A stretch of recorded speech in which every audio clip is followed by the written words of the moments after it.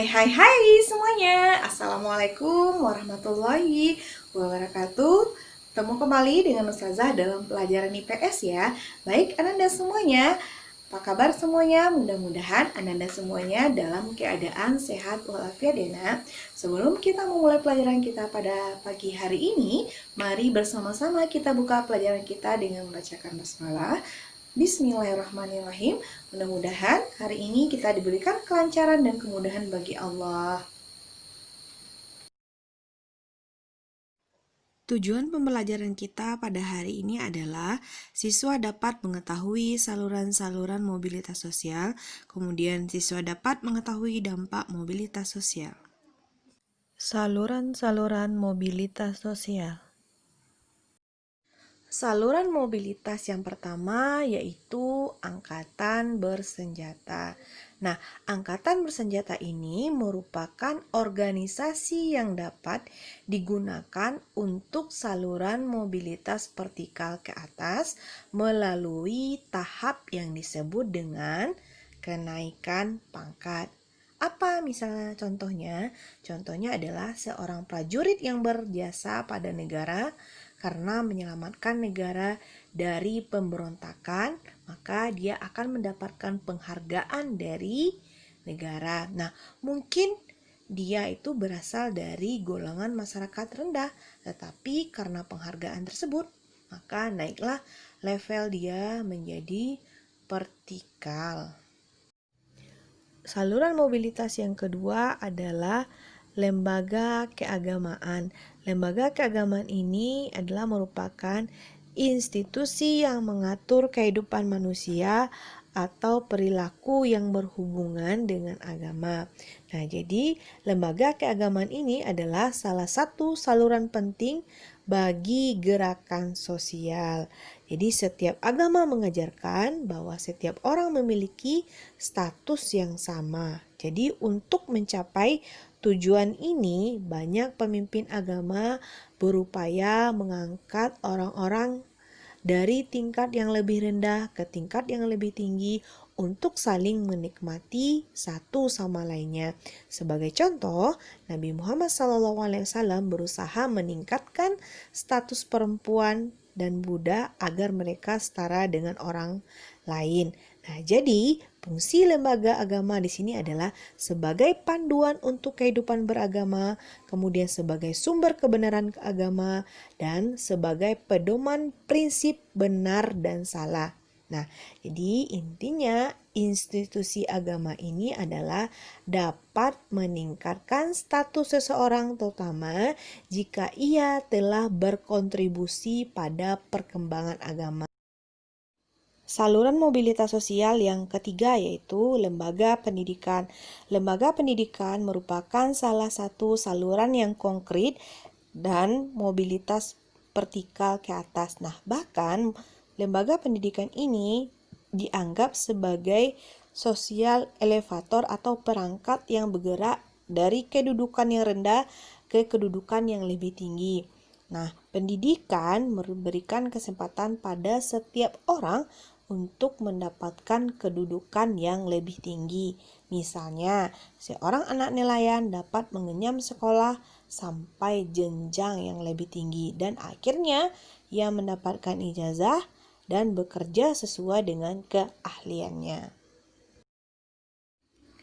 Saluran mobilitas sosial yang keempat adalah organisasi politik. Nah, organisasi politik ini dapat mengakomodasi semua orang untuk meningkatkan status mereka menjadi lebih tinggi. Nah, jika seseorang memiliki dedikasi yang tinggi atau memiliki ide-ide yang cemerlang, kemudian memberikan kontribusi untuk partainya, maka dia akan cepat menaikkan tingkat atau mobilitas vertikalnya. Nah, seperti itu ya.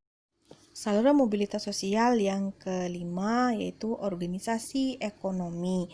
Organisasi ekonomi ini memegang peran penting sebagai saluran gerakan sosial vertikal naik. Nah, ukuran yang menjadi dasar salah satu gerakan sosial ini biasanya berupa kekayaan.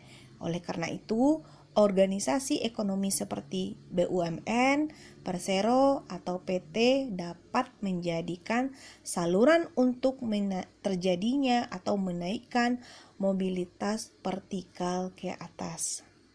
Saluran mobilitas sosial yang keenam adalah organisasi keahlian.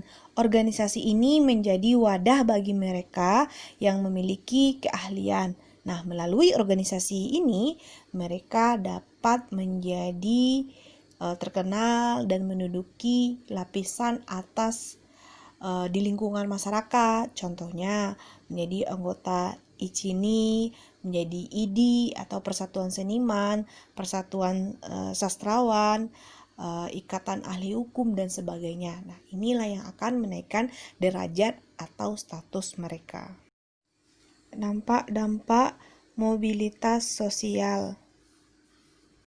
Dampak mobilitas sosial secara negatif yang pertama adalah adanya konflik antar kelas. Konflik antar kelas ini terjadi karena adanya benturan kepentingan antara kelas sosial. Kemudian konflik antar kelompok. Nah, konflik antar kelompok ini terjadi karena adanya perebutan peluang mobilitas dan melibatkan seperti agama, ras, etnis, atau golongan. Konflik antar generasi. Konflik antar generasi ini terjadi karena anak-anak yang berhasil meraih posisi yang lebih tinggi dari posisi sosial orang tuanya akan menimbulkan etnosentrisme di generasi tersebut.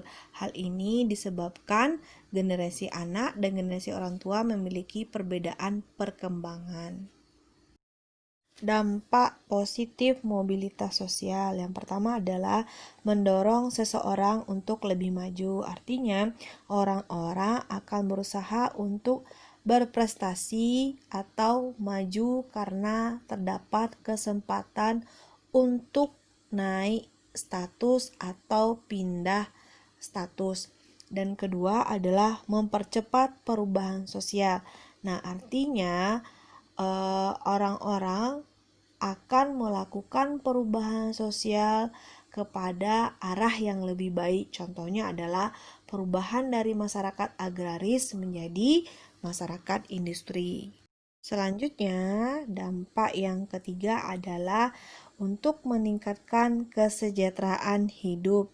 Artinya, kedudukan yang diperoleh melalui mobilitas sosial, terutama mobilitas sosial ke atas, kedudukan yang makin tinggi biasanya diimbangi dengan naiknya kemampuan ekonomi. Contohnya, seorang pengangguran yang kemudian menjadi pegawai mengalami kenaikan tingkat ekonomi. Dampak yang nomor 4 yaitu meningkatkan kualitas hidup. Meningkatkan kualitas hidup ini merupakan lanjutan dari meningkatkan kesejahteraan hidup. Jadi jika kesejahteraan hidup meningkat, orang tersebut akan berusaha memenuhi kebutuhannya dengan kualitas yang terbaik. Sebagai contoh, seorang akan memilih makan sehat dan bergizi untuk dikonsumsinya dan Oke, baiklah Anda semuanya, maka berakhirlah pelajaran kita pada hari ini. Ustazah cukupkan dengan membacakan Alhamdulillahirrabbilalamin. Ustazah tutup dengan membacakan Assalamualaikum warahmatullahi wabarakatuh.